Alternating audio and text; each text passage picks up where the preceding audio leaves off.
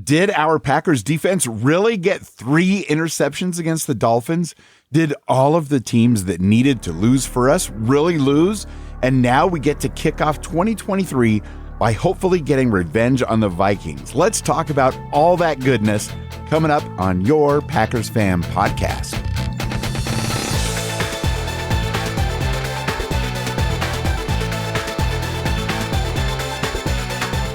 Hey there, Packers faithful. I'm Scott Clark from the Gaming Outsider Podcast, and I couldn't have asked for a better Christmas gift from our green and gold. The stars aligned in every possible way, giving us even more hope for the playoffs. Although the Packers still have a bit of a hill to climb the last 2 weeks, it feels a lot more manageable than last week, and I'm ready to see some perseverance. Let's do this. Absolutely, and welcome back, friends. Wayne Henderson here with you, and was that a weekend full of football Christmas miracles, or what? It's episode 269 of the Packers Fan Podcast, the show by and for fans of your 13-time NFL champion Green Bay Packers. And we're going to go over the highs and lows from the Packers' Christmas win in Miami. And, as is tradition, we've got your great listener feedback to share. And also, we're going to preview next week's New Year's Day game when the Vikings come to Lambeau Field. If revenge is best served cold, well, it's going to be sweet. Of course, I'll have my keys to a Packers victory over the Vikes as well. And man, I'm excited to talk about the highs for this game. Wayne, let's jump right into it with the leaders in the Dolphins game. Aaron Rodgers threw for 24 out of 38 for 238 yards and a touchdown. A.J. Dillon had 11 carries for 36 yards and a touchdown. Alan Lazard had 5 catches for 61 yards, and Mercedes Lewis 2 catches for 32 yards, one of which was a touchdown score. So it was a little bit tricky to pick them this week. I never know which ones to do because some of them don't have a whole lot of yards, but they scored, and you know what I mean? So I just kind of go around the horn there. And I think Mercedes Lewis getting a touchdown on Christmas Day definitely warrants being mentioned. The game was a little nerve-wracking at first because the third down stop on the opening drive was okay, but didn't look good because the Dolphins were just driving so quickly. They were getting yards. They were completing passes. Their players were fast. Thankfully, we held them to 3 points to start the game. But I was a little nervous. Well, actually, I was nervous the entire game. Let's be honest. Yeah, for sure. But it was good to see that we did keep them out of the end zone, at least that opening drive. Right. But rolling on the positives, I was watching a kickoff, and I was literally sitting there with my family, and my brother-in-law was sitting next to me, and I said, "Man, I really miss kickoffs when they were, when something exciting could happen." Not 5 seconds later, Nixon has a 90-plus yard kickoff return on the opening drive. It was just like, well, I need to say that a little. I think my father-in-law said, you need to say that again next time we kick off, because it was really, really cool to see. Unfortunately, we had to settle for a 36-yard field goal by Crosby, but still, this was a great way to keep the game tied early on for us. And on the very next kickoff, did you notice this, Wayne? The Dolphins, I assume, just refused to kick to Nixon. It almost was like a onside kick kind of feel or something. I think that's the general idea of what happened, but it's interesting that it happened after just one great Nixon return, really, to speak of, and then they're all of a sudden not kicking to him. I wonder if there should be a rule that they have to kick to our designated returner. Hopefully he... No, that's a strategy. That should be allowed. Okay. It gives us potential, better field position. If you considering the chances of having a run back are a lot less, so give us a little bit better starting position. I'll give you that, Scott. I'll give you that one. It's just an idea. On the next drive, Aaron Rodgers. He may not be the fastest running quarterback in the world, but he had a nice run to get us first and goal. And then, of course, the 1-yard touchdown pass to Mercedes Lewis, you mentioned earlier, tied the game. Much needed momentum after the embarrassing defensive stance on the previous drive. So things were looking up, but already it kind of felt like whoever has the ball last could potentially win this game. It felt like that all game. And unfortunately, this was the one touchdown of the game I missed. We were watching the game at my in-laws' house, and they don't have Wi-Fi. They only have antenna television. So the Fox channel was not coming in very well. So we were literally watching this game streaming from cellular data on a phone into a laptop that was then connected to the TV by HDMI. And for whatever reason, right before this, for whatever reason, we lost connection right before this touchdown, so I didn't get to see it.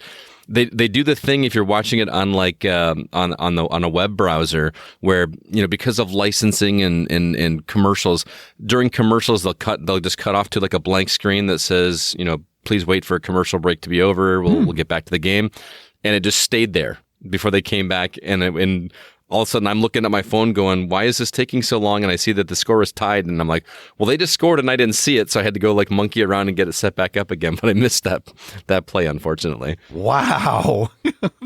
So long story short, you weren't able to say, hey, SIRI, please rewind 60 seconds. Yeah, exactly. I like how you didn't say that out loud. I don't want to trigger anybody's devices. Not the day after absolutely. Christmas. Also, we had a really great fumble recovery by Reed in the last 2 minutes of the first half. It was almost unexpected, and it put us in good position after that because it's on the right side. No, it wasn't on the right side of the ball, but it obviously kept them from scoring, which is great. This was a game all about turnovers. Turnovers were the name of the game for the Packers. And when Reed got that fumble recovery, for a split second, it kind of reminded me of BJ Raji. I had to double check, make sure I wasn't seeing things. Oh, yeah, I was taking notes, and I was like, his number 90, I know that's not Raji. Who is it? Oh, yeah, that's right, it's Reed, because, sometimes I forget players' names, but... well, there's been a lot of... commercials. Yes, there's been a lot of turnover this year, so it is hard to keep track of some of the players' names. Oh, man, what a milestone happening during this game as well. Mason Crosby, 256 consecutive games as a Packer, breaking Brett Favre's record that he tied last week. And even before it was officially halftime, he knew he didn't have any more work to do for a little bit. So he's signing some autographs there in the stands right before halftime. The whole event, it was just good to see because it was so deserving. Well, yeah, and I feel like you rarely see people asking for autographs for kickers, right? That's true as well.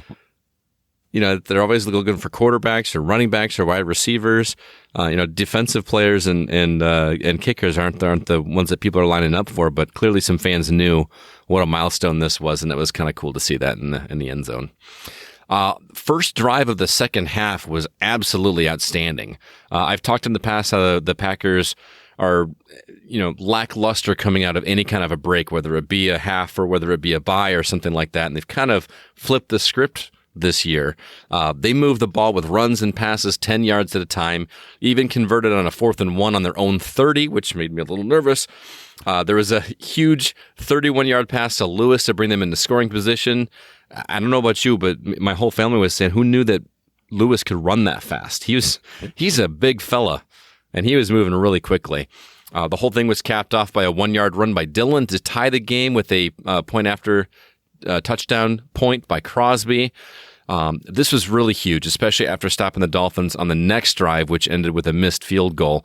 This was awesome. It was also the first time in the game that the Packers had the advantage. They weren't playing catch up. They were, outside of the opening. We couldn't have the advantage because we didn't have the ball to start the game. And with the Dolphins scoring first, we were playing catch up the entire game. This was the moment where we had the advantage.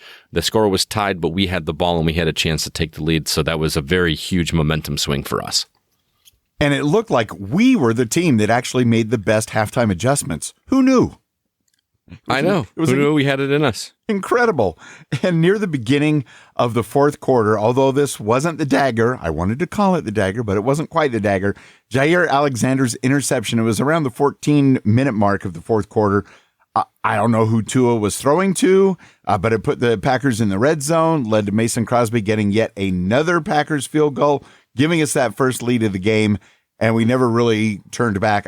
We should have had a lot more points, but, a win is a win, right? And that the interceptions, they were flowing. Life was good.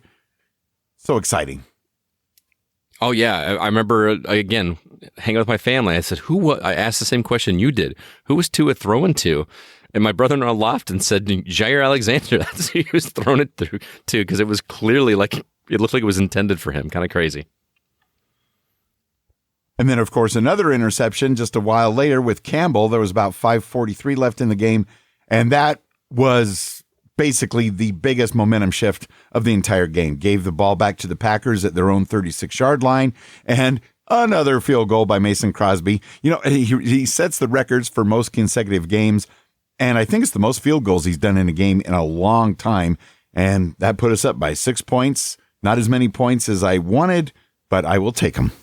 And then we had another interception by Russell Douglas inside the last 2 minutes, and this was the dagger of the game for sure. The Pack was able to kneel on the ball to close out the game and win by 6.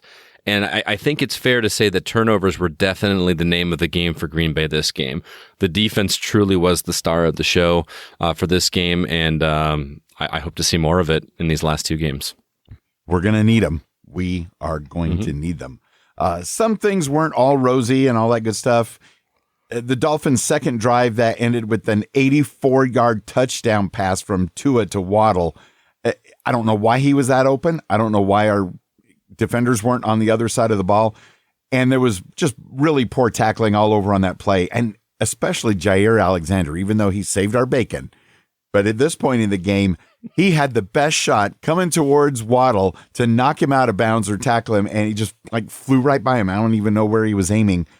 Totally misread, and it blew our wind out of our sails for a little while. I was like, this is just almost embarrassing. But hang in there, Packers. Hang in there. We're on the road, but this was not a highlight by any means.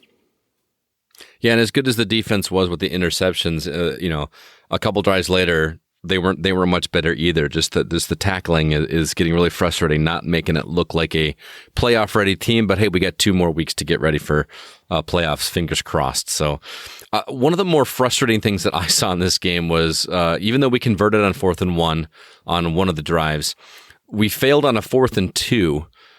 And he does this all season long. 4th and 2.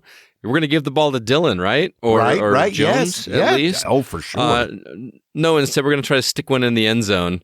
And that fail led to the Dolphins' next touchdown, which gave them the lead. And this is a little inside baseball for all of you listening, but Wayne and I kind of, while we're watching the game, we actually kind of take notes for what happens in the game to be able to talk about it here. And I was taking notes about this failed 4th and 2 conversion, and Wayne is typing in there while I am, says, "What the hell?" It was just kind of funny. We're not even texting each other during the game. We're just on the show document talking about this. It was very frustrating. It's like, how many times this year has that been our MO? Too damn many is the answer to that question. It's getting so bad that it's almost to the point where the defense should be expecting that. A 4th and short, we're going to throw a pass. You know what I mean? I don't get it, but and that wasn't even the biggest head scratcher.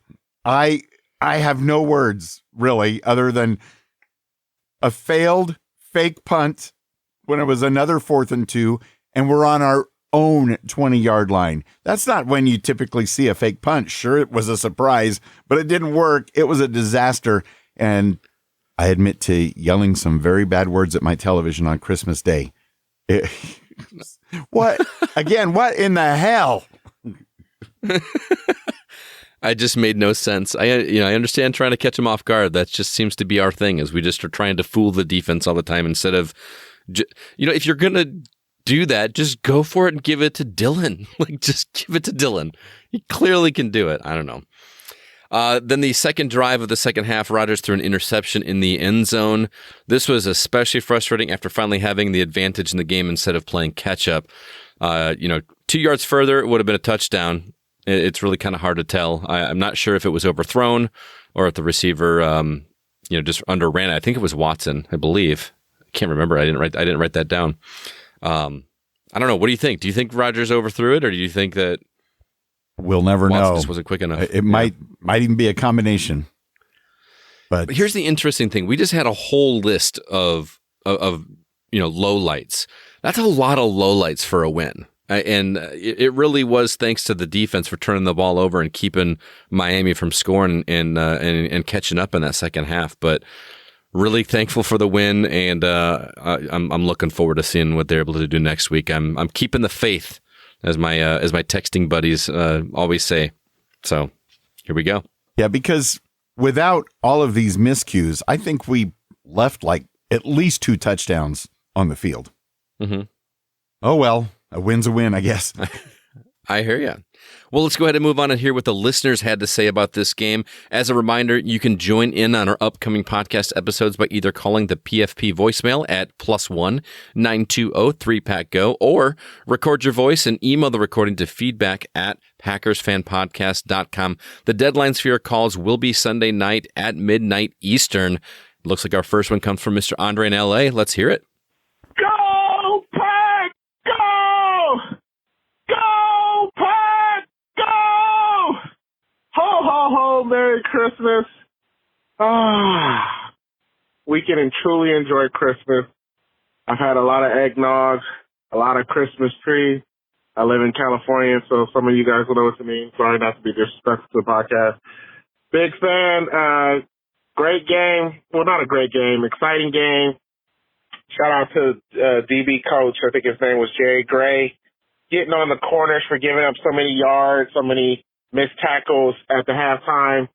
Yair Alexander, the past 2 years, I have been very pleasantly surprised with you. Big fan, like I've said all year, that we got a solid D, just a lot of injuries. You know what? We're still in the playoff, huh? Who cares?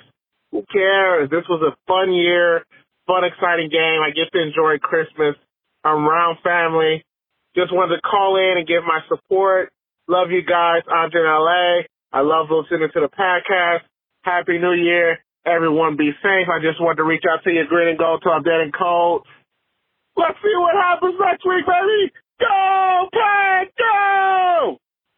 Hey, Andre, go Pack, go indeed. Thank you so much for your call. I have not had any eggnog this year, man. We had some really bad weather here coming into this weekend, and we did our Christmas shopping. I forgot to grab some, and then it was too nasty out to go out brave the stores just to get a carton of eggnog. So hopefully I can find some on some post Christmas sales. But yeah, this has been a fun season. There was a pocket there in the middle that was not so fun, but you know, what are you going to do? So I'm glad to see that we can, you know, we can finish the season in a fun manner. Whether or not it goes our way, and let's hope that it does, but it's still at least going to be exciting. It would have been a real big bummer for these last 3 or 4 games just to mean absolutely nothing and us sitting here talking about something that doesn't matter. You know, so I'm stoked. And Andre, again, Merry Christmas back at you and Happy New Year. Shout out for our DB coach. You don't get that very often on the podcast, so thank you very much, Andre. Hope to hear from you next week after we beat the Vikings, because that'll be extra fun. Let's go back to the listener line at +1 920 3PACK-GO. The dream lives on, baby. Let's go. Merry Christmas to everyone who celebrates Christmas. Happy Sunday. Happy Packers win day. Victory Monday tomorrow, baby. Oh my gosh. Okay, that was a good game. I am going to keep this extremely short and sweet. This is Megan. I have to just say go Pack go. But I am like, tonight is night 7 or 6 in a row at work, and I had to wake up in the middle of sleeping, as if everyone woke up from midnight to 3 a.m. to watch the game. So, and we're going to go back to sleep now. So, on a happy note, and it's very exciting. I don't think I'm going to be able to fall asleep, but, good for them. The defense stepped up. Hope the injured guys are not long-term injuries. Yeah, that's about all I got for now. Bring on Detroit. We got it. We're still in this. Let's go. Go Pack, go. Go Pack, go, Megan. Thank you so much for your call. Great stuff. And yes, it's true, Scott. The dream lives on. For sure. I love it. Oh, fantastic stuff. Megan, his 6 nights in a row of work, waking up just for a few hours to watch the game. Dedication right there, Scott. Dedication to the Packers. Absolutely. And she was talking about the injured players. Yeah. I feel bad. I don't remember who. I mean, I know Bakhtiari still hasn't been in the mix after what he had appendicitis or something, but I thought that was supposed to be a quick recovery. That's what David said. Yeah. Right. Maybe by next week. And then, of course, Nixon got a bit of a groin injury, so I'm a little nervous about that one. And Christian Watson got banged up a little bit, and a couple other guys did too, but those didn't look as bad. I'm mostly nervous for Nixon, but We'll have to wait and see. Definitely hoping they'll be better by New Year's Day. Go, go, go, go, go, go, go, go, go, Packers! Woo! 3 wins in a row. Keep that train going. We won despite not playing complimentary football. It was like almost 40 passes and 20 rush attempts. That's not good. That's not good. December or January football. Run heavy, like we keep on saying. But it was amazing to see Rodgers throw to 10 different receivers. Now, just imagine if Rodgers would have done that last year. Special teams and defense, they saved the day. Hopefully Keyshawn Nixon is good because he was so explosive catching those kick returns. I think he had like close to 140 yards on only 2 kick return attempts. Unfortunately, groin injuries typically linger around for a while. But like I said, the D had those 3 interceptions, the fumble recovery, and the man, the myth, the legend, Mason Crosby came in clutch with 4 field goals on a day which saw him eclipse number 4, the gunslinger, put her in the old vice, Brett Favre, with 256 consecutive games played. Congratulations, Mason. Proud of your accomplishment. That's awesome. The score should have been a lot higher. 5 red zone visits and only 2 touchdowns. All those turnovers and only 6 points to show for it. The old men in this game really came through. Mason Crosby, of course, like I just said, he's 38. Mercedes Lewis with that long bomb and that touchdown he had, he's 38, catching it from 39-year-old Aaron Rodgers. That was really great to see. What I didn't like to see was Aaron Jones. He seemed to be on a pitch count, but I know he's kind of nursing an ankle injury, so it's good to see him be effective and come in and do what he's been known to do, but still keeping him healthy for a playoff push. Maybe I think we can have a playoff push coming here soon. All we need is 1 more Commanders loss or 2 Giants losses, and I'm not sure if my math is right or everything like that. But I think if the Giants lose both of their games and we win out, of course, we might actually take the 6th seed instead of the 7th seed, which would be pretty great. Anyways, we travel back home to Lambeau Field to host the pathetic Purple Parodies. They were definitely on Santa's naughty list this year. I'm hoping they all got a stocking full of coal. If not, the good news is there will be no Skol in Lambeau, just a steady chant of "Go Pack Go," which that was awesome to hear on the TV down there in Miami. It's always awesome when you can hear "Go Pack Go" at an opposing team stadium. Anyways, Vegas has the Pack being favored to win. It's going to be a little warmer than it normally is at Lambeau this time of year, with temps above freezing. I foresee a high-scoring game. The Vikings defense is 28th in the league, allowing nearly 25 points a game, whereas Green Bay is 10 spots lower at number 18, allowing 22 points a game. I think this one's going to be a shootout. The Vikings can still claim the number 1 seed if Philly loses a game or 2, so they have a lot to play for. They're also clutch in close games, winning all 11 games in which were decided by less than 1 possession when the clock hit 0. But all that changes Sunday afternoon. My score predictions: Packers 31, Vikings 28. Go, go, go, go, go, go, go, go, go, go, Pack, go! Also, I want to issue out a challenge to the Packers Fan Podcast community right now. Wayne and Scott have been asking for your Packers fandom story, how you became a fan of the 13-time NFL champions. I really want to hear these stories you got. Megan, Andre, Art, Dictus, Colm.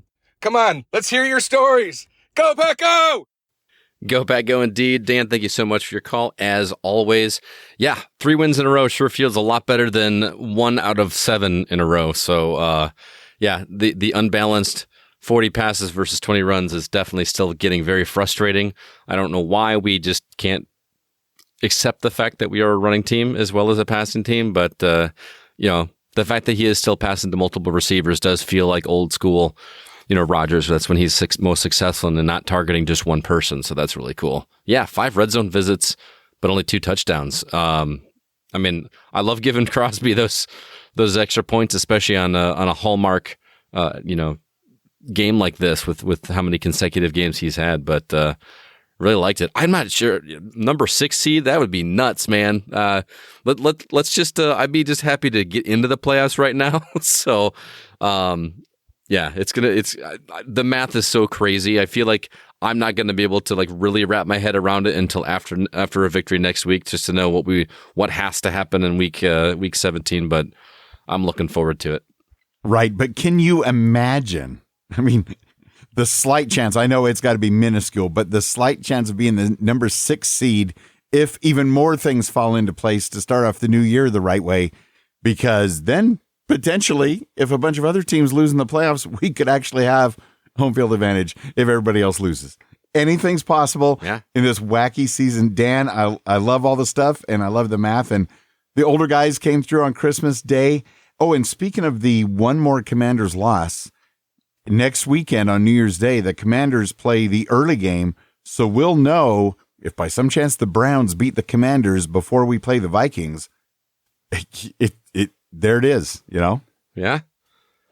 Could be really nuts. It would be, the Browns could beat them, but I think the following week, I think it's the Cowboys that play the Commanders, and that's our best chance and us winning out. And Dan, thanks for giving a shout out to throwing down the gauntlet. We want to hear those stories of how you became a fan of the 13-time NFL champion Green Bay Packers, and we want to share it with everybody else right here on the show. Again, give us a call at +1 920-3PACK-GO, or email your audio recordings to feedback@PackersFanPodcast.com. What do you think? I'd love to hear it, man. Can't wait to hear those stories. Absolutely.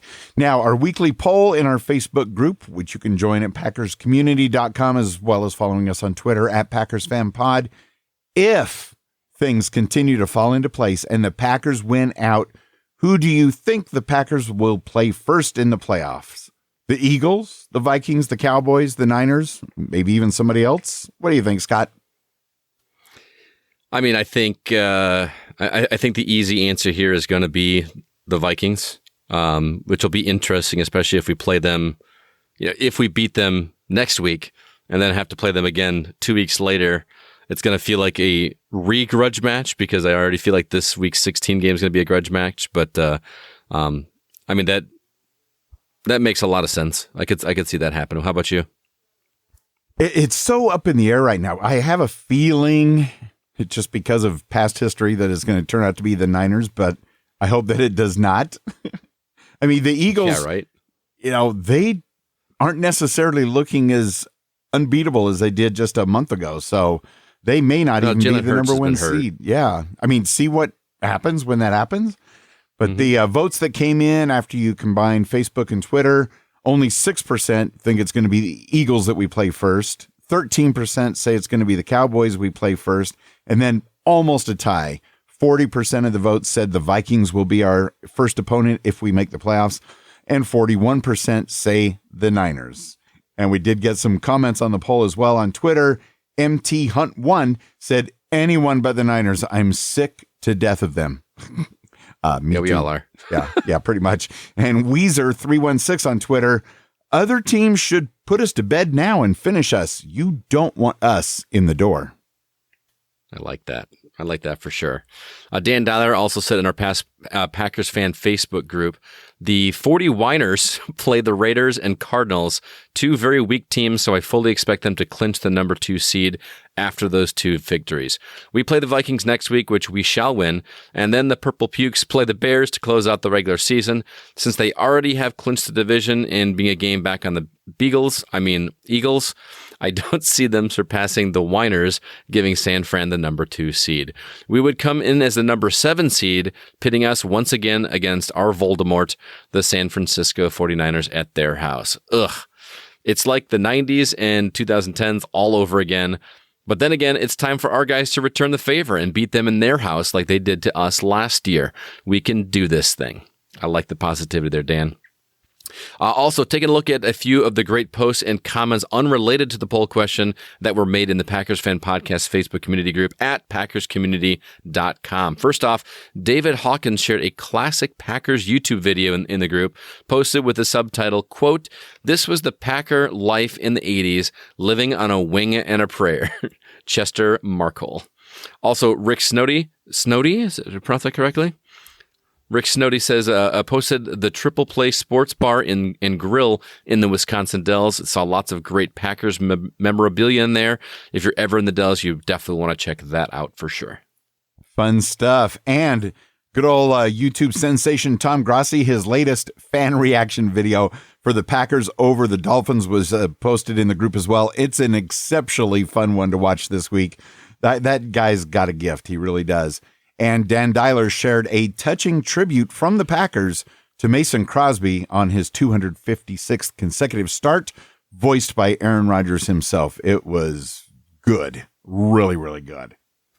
It was. It's worth the while. I liked it so much, I posted it on my personal wall, and I rarely do any Packers stuff on my personal wall because I save it for our community. But yeah, I get a lot of flack being a Packers fan in Bear Country. So, but that was too good not to share.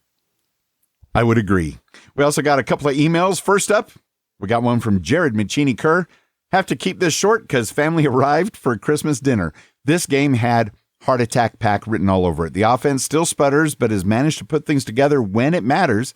Still frustrating to see LaFleur moving away from the run at the first sign of trouble, but we at least ran the ball on the final scoring drive today, and surprise, surprise, it worked. The defense scares me because if it wasn't for those 3 picks in the second half, their stats overall don't look great. Really hoping the injuries today were not severe. Watson and Nixon alone were big injury blows right there. Either way, go Pack, go. Green and gold till dead and cold. The Packers can possibly squeak into the playoffs. Merry Christmas, Happy Festivus, Happy Holidays, whatever it is you celebrate. Perhaps there is hope after all. Good stuff, Jared. Man. Yeah. It was great. Also, another email came in that says, "Hey, Wayne and Scott, this is CCR from Green Bay, Wisconsin. What a game the Packers had against the Dolphins, especially Douglas with that interception to seal the win for the Packers. Although we won, we had a few injuries, including Watson. Hopefully he can be ready when we play the Vikings. We also had great outcomes on Saturday when the teams that we needed to lose did. Until next time, this is CCR saying go Pack go, bleed green and gold till dead and cold. Caleb, Kathy, and Roy Fisher." Thank you so much for the email, guys. We do appreciate it. And as always, your calls, emails, comments, and support are so much a part of the Packers Fan Podcast. Thank you, each and every one of you that did that, especially on Christmas Day. You took some time out of your day to do some voicemails and emails and stuff on a very important holiday, so we really do appreciate it.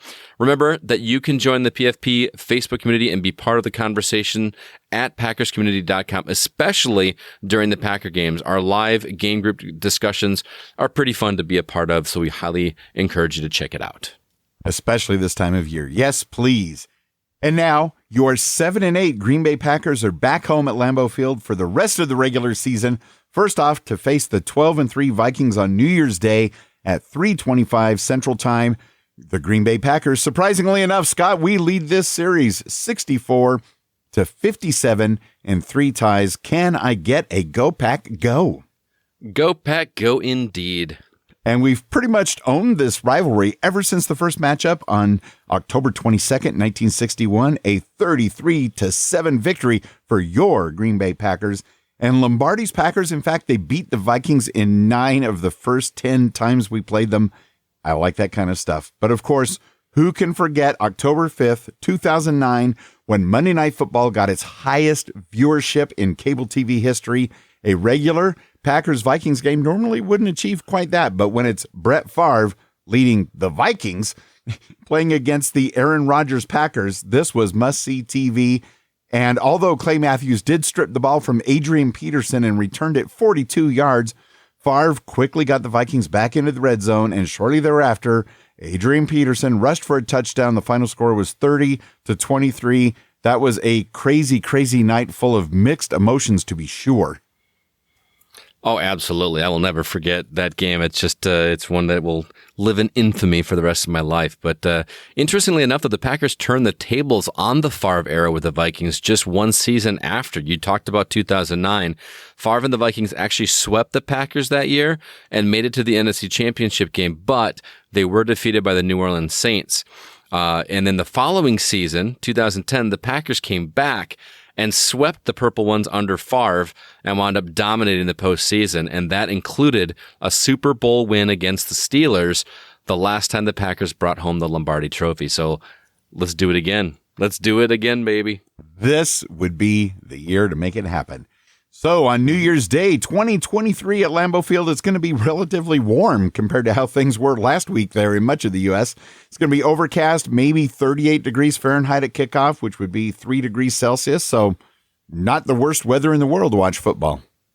No, it's great. I would love to go, but I'm not going to make any promises once again because just can never know how I'm going to make it happen. But yeah, it's definitely it's warming up here. Like I said, the weather has been really cold here in the Midwest, actually most of the country, but it's going to be so warm this coming week that I'm not even going to bother shoveling the 2 inches of snow off my driveway because it's just going to melt in a couple days. So why bother?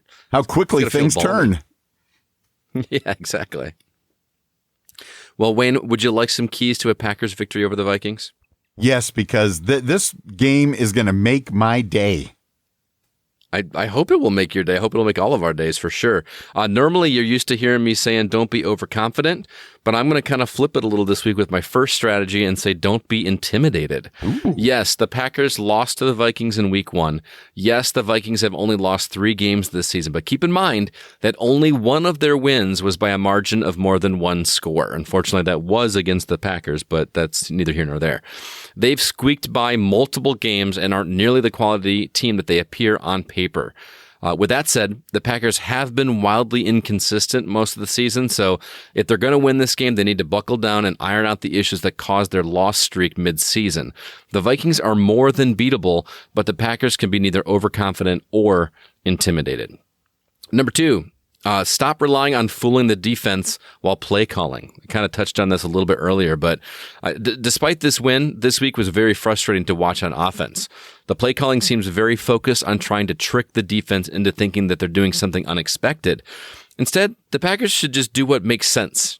That's a conversation I kept having with my brother-in-law. It would make sense to do this, but no, we're going to do this because they want to try to fool them. Like running the ball on 3rd and short instead of throwing it into the end zone, or maybe even snapping the ball early instead of going for the hard count every single time. These were staples in the past that teams have since figured out. They know that we're going to be doing it, so it's not even tricking them anymore. It's time to rely on fundamental football instead. Even if the defense sees it coming, they have a better chance of converting that way. I genuinely think we would have had a better shot converting on 4th and 2, just pushing Dillon through the middle instead of trying to stick one in the end zone. Just drives me crazy. Number 3, don't forget Aaron Jones is on the team. Without the defense forcing our 4 turnovers this week, the Packers would have lost this game. I really believe that. The offense was hit or miss, especially when it came to running the ball. Really not sure why they're not relying on the 1-2 punch of Jones and Dillon, but that needs to be a focus. I'm repeating myself week after week if they're going to hope to dominate on the offensive side of the ball for this game. As much as I'd love to see the defense have a repeat of what they did against Miami, we need the offense to win this game for us instead of just the defense. Can I get an amen in here? Yeah, you with me on that one, huh? I'm with you on all 3, especially just stop trying to fool the defenses. Just do what works. Vince Lombardi knew that the other teams knew we were just going to run the sweep, but it didn't matter. We ran the sweep and it worked. Exactly. Great keys to victory. I appreciate it, man. Our 2022 season wager of fun has just a couple weeks left. Last week, I predicted that the Dolphins were going to win 24-17, so my differential doesn't matter whatsoever. Wayne predicted the Packers winning by 2, 24-22. So his differential was actually a total of just 4 points. So well done, Mr. Henderson, because the score was 26-20. Thank you. Very weird score for sure. And in the Packers Fan Podcast listener section, we got to give a shout out to Mr. Brett Connor. He predicted 27-21, which is a differential of only 2 points. Wow. Very, very, very, very solid pick there. So that was good. And that actually puts him up the ladder a little bit, too. Still hasn't caught Garrett Stritzel, who's in first place with 4 wins.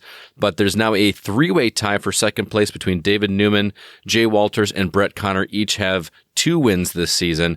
And then in third place, we've got a 3-way tie between Alex Bartman, Dan Dyler, and Aaron Peterson, all with 1 win as well. Oh, my. So, it is Wayne, coming together. It is. It is. So moving on, let's talk about predictions for Vikings at Packers. Spoiler alert, Wayne, I'm going to pick the Packers this week, but I'm curious what your score, what score you're going to say. I am picking the Packers to win this week, and we are going to win 27-24, just a basic score, a basic game, but we will have more points when the clock runs out, so that's what I like to see. How about you, Scott? I'm with you. I think it's going to be pretty standard, but I'm going to say just slightly fewer points on both sides of the ball. I'm going to say Packers 24, Vikings 20. So stay tuned for next week to see how that goes. Be sure to call into our PFP voicemail at +1 920-3PACK-GO right after the Vikings game. And here are the picks from our listeners this week. David Newman says Green Bay is going to come out on top 27-21. Garrett Stritzel says 23-21 in favor of the Packers. Brett Connor says it's going to be close, really close, and you're not going to like my pick. Minnesota 21, Green Bay 20. Ooh, Brett. You're going to have Wayne close. mad at you all week like he was me this past week. I was not mad. I was just confused. But hey, I know that if the Packers turn it around and we beat the Vikings, you'll be happy for that anyway, Brett. So far, so good. Alex Bartman has Packers 24, Minnesota 17. Jay Walters and Dan Dyler both predict Packers 31, Minnesota 28, a higher scoring affair than what we're predicting. That would make it even more exciting. And as far as the wager of fun goes, since the Packers do officially have a chance at the playoffs, as long as we're in the playoff hunt, let's go ahead and extend the wager of fun into the Packers playoffs. If by some chance we don't make it, then we'll wrap it up with what we have. But I think if we make the playoffs, let's run it a little further. What do you think? Whatever gives me a chance to stay, because at this point, my only saving grace is to tie you by the end of the season. So, and that's no fun. I guess if we tie, then we both have to go in and do what we're going to do. Like, you got to play Madden, I got to play Pokemon. If we tie. Do they have a Pikachu edition of Madden? No. Oh, sorry, no. man. Okay.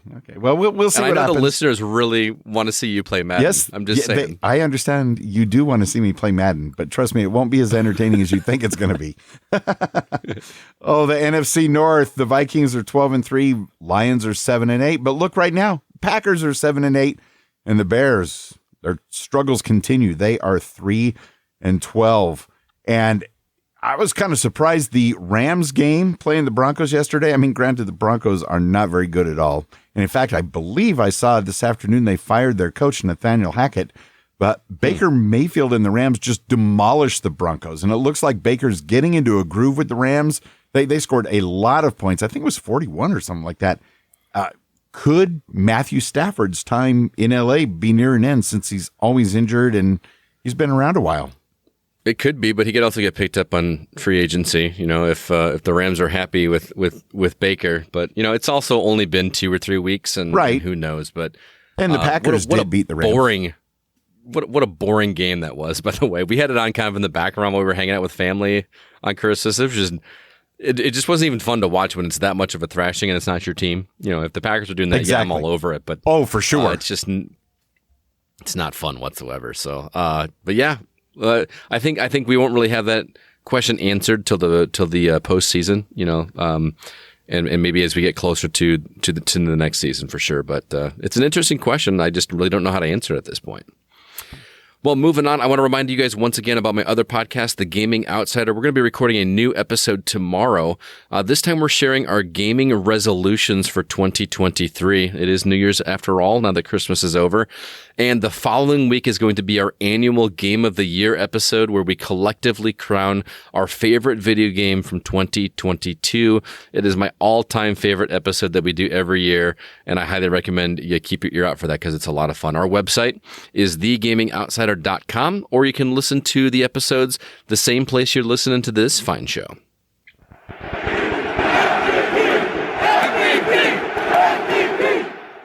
MVP and value for value. Thank you for giving back to your Packers Fan Podcast via Patreon. We really do appreciate it. Details for becoming a patron, if you'd like to join in on the fun and other ways you can give back to the show, just go to packersfanpodcast.com/giveback. Happy New Year, and supporting the show at the honorary Jim Ringo level. Go Pack Go, and thank you, Dan Dyler, a.k.a. Captain Pack Sparrow. Also, Go Pack Go, and thank you to our AR-12 level supporter, Mr. Jay Walters. We really appreciate it. Happy New Year. Go Pack Go, and thank yous to our loyal Brett Favre level supporters, Colin Nolan from Ireland, Miguel Ramirez from the Opposites Attract podcast, Scott Bors, and Andre in LA. Also, our Curly Lambo level Go Pack Goes and thank yous, Hank Davis from the TPE Network, Matt Haig, and Joe Christensen. If you too are interested in supporting the show and maybe even becoming a patron of the PFP, check out the details at packersfanpodcast.com/giveback. As a reminder, we are the Unofficial Packers Fan Podcast, not yet affiliated with the NFL or the Green Bay Packers, but please follow the Packers Fan Podcast wherever you listen, and remember, tell your friends about the show. It's how we get the word out here. We don't do any official advertising, so we kind of rely on you guys to tell somebody. Have you got a friend that is a huge Packers fan like you? Tell them about the show. We really would appreciate it. It gets our voices into more ears, and we really do appreciate it. Indeed. In fact, if they're huge Vikings fans, they might enjoy listening to this particular episode of the podcast and next week's when we win. That could be a strange kind of fun. And if by some chance I do win the Mega Millions, you're going to see so many Facebook ads for the podcast and maybe even television and billboards. Anyway, follow us on Twitter at Packers Fan Pod. Follow Scott at GoCastScott. Follow me at Wayne Henderson. And as we get ready for the rematch with the Vikings on New Year's Day, take it away, Mr. Dan Dyler. All right, this is Dan, a.k.a. Pack Sparrow, and Brett. Coming in from Tottenham, all the way from London, England. And this is the Go Pack Go. Go, go, go, go, go, go, go, go. Go Pack Go!